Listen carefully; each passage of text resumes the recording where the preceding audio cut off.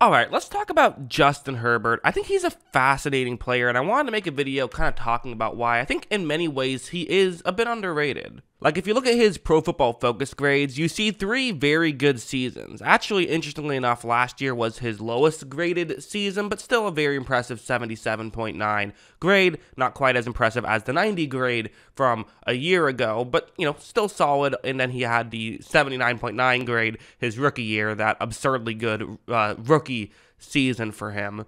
But if you look at his box score stats, they're certainly not quite as impressive. Not to say that they're bad or anything like that. He has a, touchdown to interception ratio of nearly 3-to-1, but, still a passer rating under 100 every single year he's been in the league, and it's actually gone down each year he's been in the league. And when you factor in the no playoff wins through 3 years, which usually, if you get that good of quarterback play on a rookie deal, usually you're not just talking, playoff contender, you're talking championship contender. So only one playoff berth where there was a big blown lead where they lost, and that's been it for Herbert.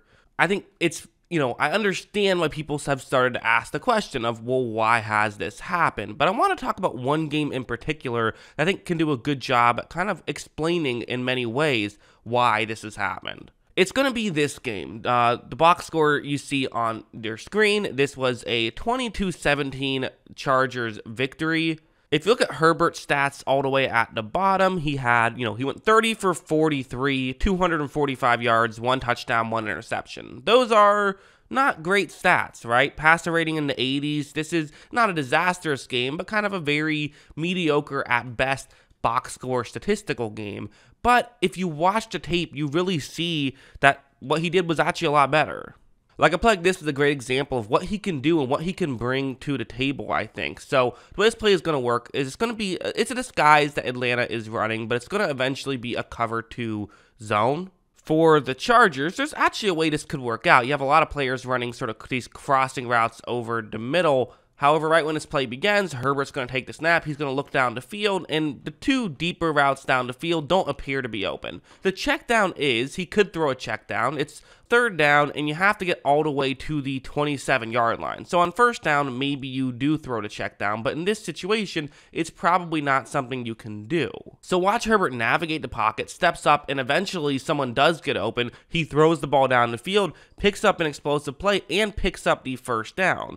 These opportunities for Herbert just didn't happen that much in this game, but when they did happen, he was able to take advantage. He was also able to do a lot of just simple stuff that's not necessarily going to make highlight reels or anything like that, but just little things to help them get the ball down the field when they could. Something like this is a good example, where the way the concept works is that for Atlanta, it's yet again another disguise. This appears to be a cover 3 zone, although they're set up as though it's going to be a cover 2 zone. They also have someone who's it's almost like they're blitzing from the top of the screen, but then a defensive lineman dropping back in the coverage towards the bottom of the screen. So a lot of moving parts for Atlanta. But for the Chargers, there's 3 receivers lined up on the top of the screen, and it feels like Herbert wants to throw it to one of those 3 players. Watch how when the play begins, that's where he's looking, but none of those tend to be open, but that's okay. Herbert's just going to get to his next read, which is to throw to the underneath route. That does typically get open, but for how many yards is typically the question. But Herbert's going to throw it there anyway, because some yards is better than no yards, and they're still able to pick up a decent gain there. So again, getting the yards when they were there in a game where they weren't constantly there was a big way that Herbert was able to consistently move the ball down the field, and how he was able to, eventually get them to win the football game. Like, stuff like this is another example of just a simple play where it's going to be a cover 3 zone. That's what the Falcons are currently going to be in. And the Chargers have a concept that is designed to beat the cover 3 zone. You have 3 receivers running 3 different lengths down the field, one kind of shallow, one more, over the middle, and then one further deep. Basically, the idea is, due to the concept, Atlanta should only have 2 defenders all the way over towards the bottom of the screen starting off the play. Now, a linebacker could read the play, come in and try to, cover one of those guys, but now you have a linebacker playing deep in coverage, a little bit out of their comfort zone. It's still a mismatch.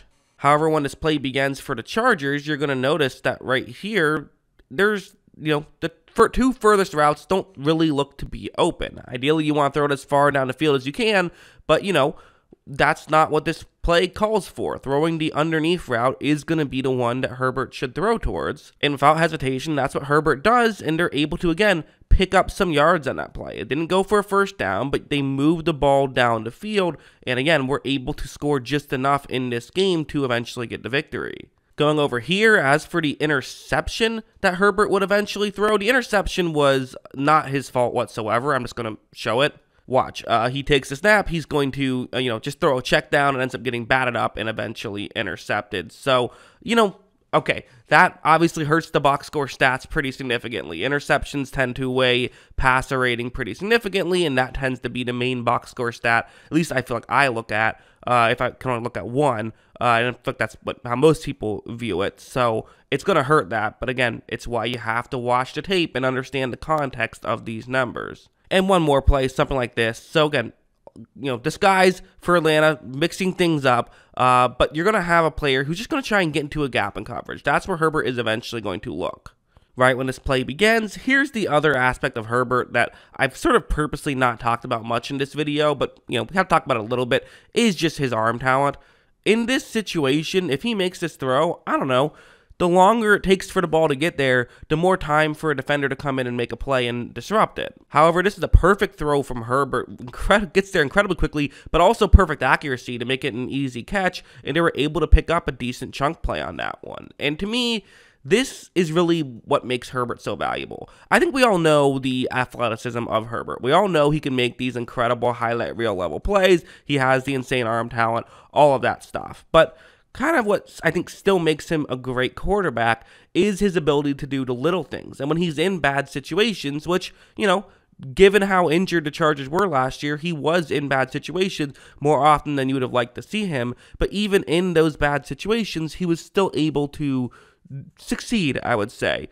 Is this something he can do consistently? Yeah, it is something he can do consistently, and it's something he's shown he can do consistently, and hopefully he doesn't have to, but even in bad situations, which, listen, there's always going to be bad situations, right? That's just always going to be something that happens. And even in those bad situations, he still can, he can still show that he is capable of being effective. At least that's what I think. What do you think? Let me know in the comments below. Always love hearing from you, and of course, as always, thanks for watching.